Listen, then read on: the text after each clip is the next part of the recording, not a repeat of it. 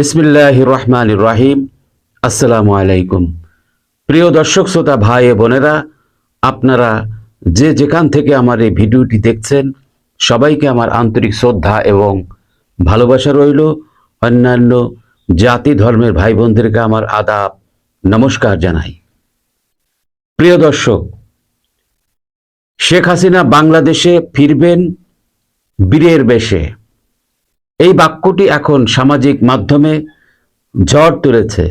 তবে এটা শুধু আবেগ নয়, বাস্তবতাও। আজকের আলোচনায় আমরা জানব শেখ হাসিনার নেতৃত্বে কি কি অর্জন হয়েছে, কেন তিনি আন্তর্জাতিক অঙ্গনে প্রশংসিত এবং ভবিষ্যতের বাংলাদেশ নিয়ে তার পরিকল্পনা কি। লিডারশিপ ও সাহসিকতা। শেখ হাসিনা সেই নেত্রী যিনি হত্যাকাণ্ডের ষড়যন্ত্র মোকাবিলা করেও মাথা নত করেননি। 1981 সালে দেশে ফিরে ধ্বংসপ্রাপ্ত একটি দলকে সংগঠিত করেন। এরপর বারবার জেল, জুলুম, মামলা, মকদ্দমা সহ্য করেও তিনি লড়েছিলেন গণতন্ত্র প্রতিষ্ঠার লড়াইয়ে। 2004 সালের গ্রেনেড হামলায় বেঁচে গিয়েও পিছপা হননি, বরং নেতৃত্ব দিয়েছেন আরো শক্ত হাতে।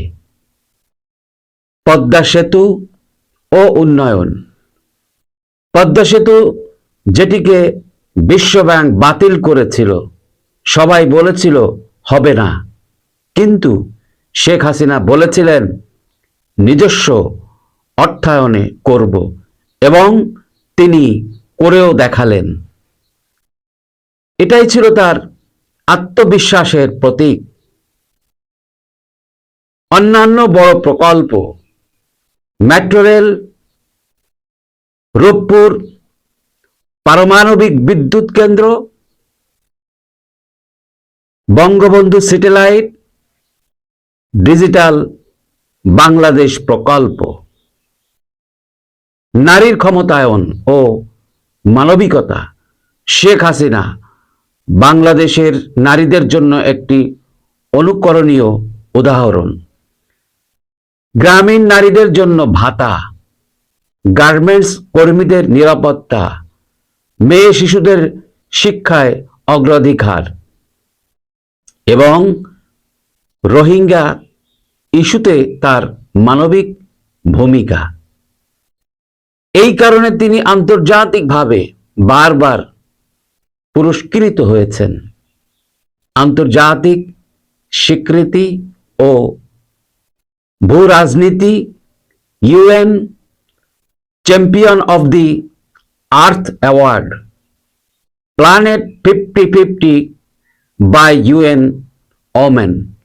ভারত, চীন, ইউরোপ সব দেশের সঙ্গে কৌশলগত সম্পর্ক রক্ষা করেছেন। বিশ্ব রাজনীতিতে শেখ হাসিনা আজ এক দৃঢ় ও স্বচ্ছ নেতৃত্বের নাম। ভবিষ্যতের বাংলাদেশ ও ভিশন। শেখ হাসিনা 2041 সালের মধ্যে বাংলাদেশকে উন্নত রাষ্ট্রে পরিণত করার স্বপ্ন দেখিয়েছিল।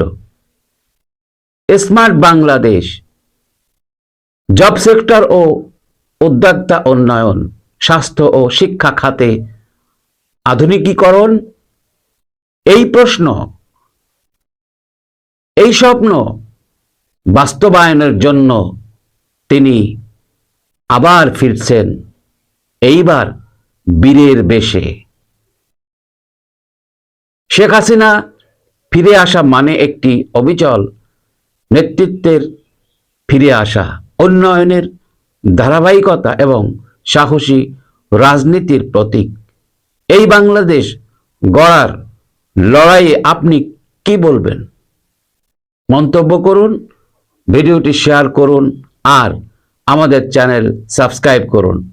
লাইক, কমেন্ট, শেয়ার করে পাশে থাকার অনুরোধ জানিয়ে বিদায় নিচ্ছি। সবাই সুস্থ থাকবেন, ভালো থাকবেন। আল্লাহ হাফেজ।